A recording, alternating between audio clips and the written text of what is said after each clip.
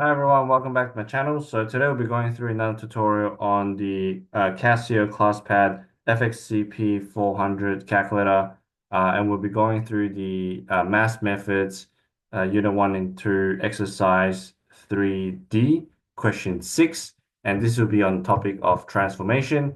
So let's get started. So this question 6 here is a truncus function, and then so basically we have y equals to 3 over x squared, and we have a sequence of transformation here. So we have a dilation of factor 2 from the x-axis, followed by a translation of 2 units in the negative direction of x-axis, and then 1 unit in the negative direction of y-axis, and then finally follow up with a reflection in the x-axis.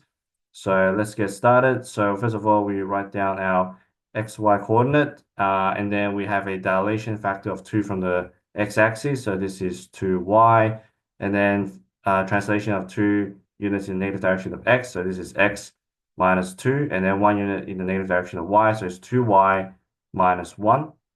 And then finally, it's reflection in the x-axis, so x minus 2. And then we put a big negative in front of the whole lot of 2y minus 1. And so that's that in terms of all of the transformations.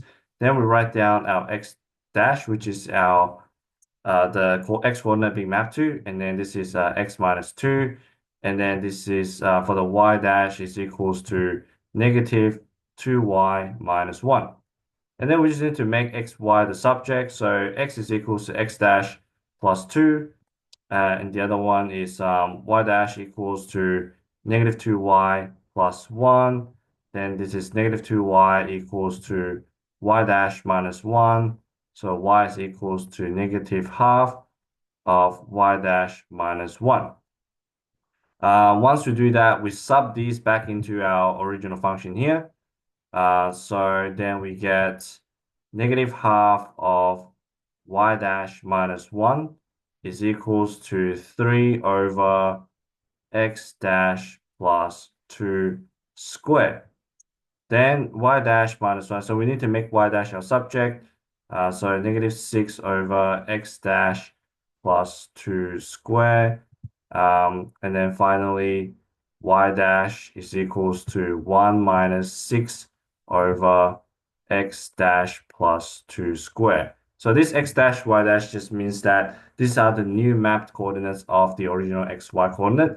So that's why they're denoted as x dash and y dash as the new mapped coordinates. So the new function is now 1 minus 6 over x plus 2 squared, which is still a truncus function, but it's inverted, dilated, and also translated.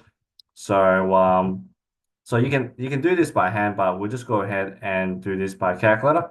So okay, so let's get started. So here I've got a fresh new page. And then what we want to do is you want to go ahead and go for math 3 define. So you can see a define function there under math 3. Once you type in keyboard, well, once you press the keyboard button down here, there's a keyboard button there.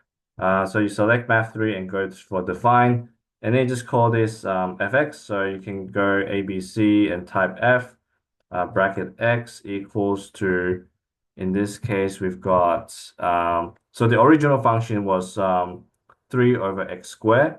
So we can do so under math 1, you can see the fraction button here. So you can see there, that's the fraction button. So you press on that one, and then you can go ahead and type 3 over x squared, because that's the original function. And then once you do that, you press enter, so that's done.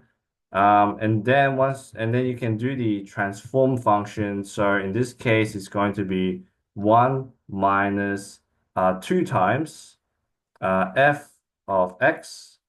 So 2 times f of x. So the f of x, you can just like highlight this one. So rather than typing the whole expression, rather than typing the f of x bracket x there, you can go highlight that one with your stylus, and then go to edit, and then select copy, and then you can go edit and paste.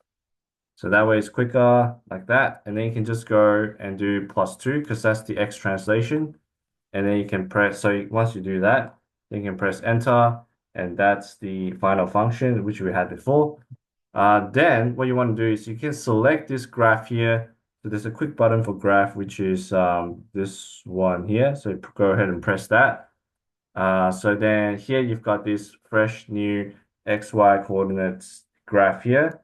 Then you can just highlight this function here and then hold the stylus and drag it down. So hold the stylus there. Oops. So hold this one and then just drag it down and then leave it. Then you automatically graph the function for you. So that is the final function. So you can actually just graph that on your sheet here. So let's go ahead and do that. So if I share my screen again, okay. So we can go ahead and just graph that here.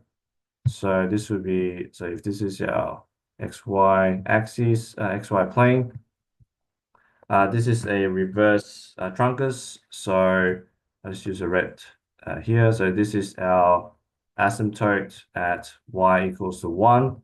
And then the asymptote for x is at x equals to -2.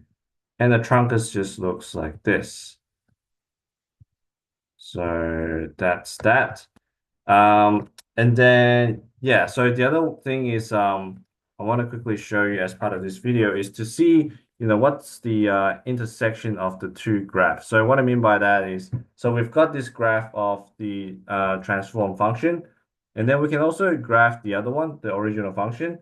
So again, we can just hold and drag and then leave it. So then you can see the two graphs now.